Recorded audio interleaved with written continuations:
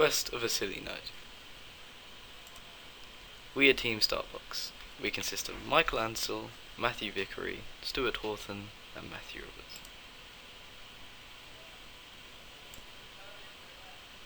Concept ideas for the game. The goal of the game was simple. Think Spider-Man. You start on a platform, and you have to get to the other end of the level by swinging from lampposts, buildings, and objects using some kind of tool or object. Game 2. We figured we liked the idea of a platformer forcing the player to get from point A to point B, whether it was vertically or horizontally. Similar to our first game, the player would start from one side of the map and get to the other. However, we thought we'd take a different route and make the player climb vertically. Game idea 3. This led to our final idea, a platformer that goes vertically. Where the timer doesn't go down, it goes up.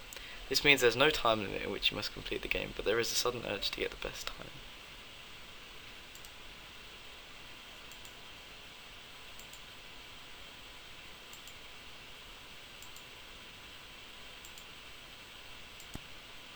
Type of game. The game is going to be a 2D styled more towards retro 2D games, such as Mario and Sonic. The main aim of the game is to complete the levels in a certain time. If you fail to complete the level in that time, then the dragon catches up with you and kills you. Other main goals the player will work towards is killing the monsters that he faces in each level. This will gain him extra time and also allow him to collect power-ups such as speed boosts and shields. The player is going to be given 3 lives at the start, and the player will be able to gather more throughout each level. The health packs in the game are shown as shields. Why did we pick this idea over all the other ones, you might ask? We wanted something fun to play, the game to have a start and an end, to have some sort of goal to achieve by the end of the game, be able to compete against your friends, whether that be online or locally, ensure that the game has some sort of replayability, making people want to play it again, and to keep it simple.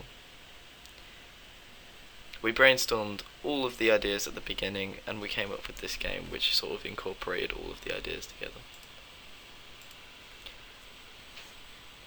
The knight Sir Lovehandles has stolen the dragon's treasure to impress the Princess Cashmere and her father King Disappointment.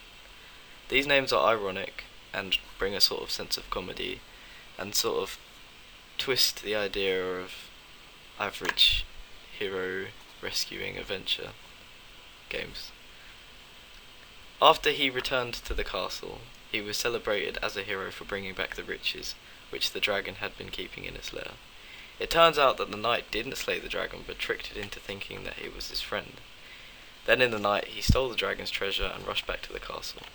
1 month passes, the knight Sir Lovehandles has got married to the Princess Cashmere. Later on in the night they are sat in the Great Hall celebrating, and the knight is telling everyone the tale of how he slayed the dragon, when suddenly they hear a mighty roar.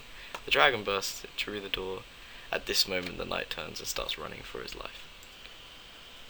The art direction of the game was going to be a group decision. We decided to pick 3 different art styles that would fit the game quite well, and then the artist made a mood board for each of them representing, using lots of images.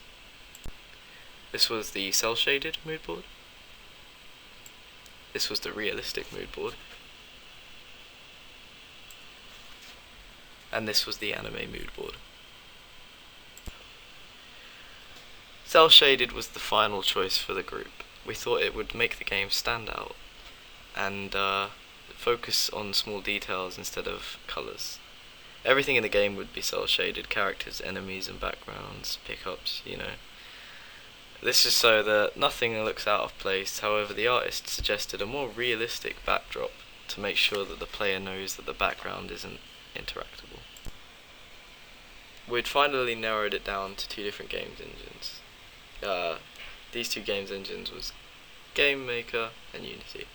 We decided to go with Game Maker over Unity because Unity is more of a 3D based engine and we're making a 2D game. Also it requires more knowledge in order to use Unity, and it's knowledge that some of us didn't have.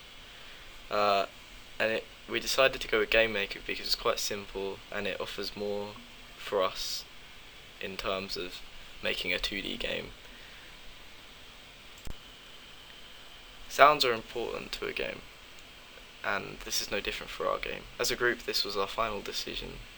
It's quite important for the immersion and experience. It can make this difference between whether the players enjoy the game, or it can even influence the design of a game.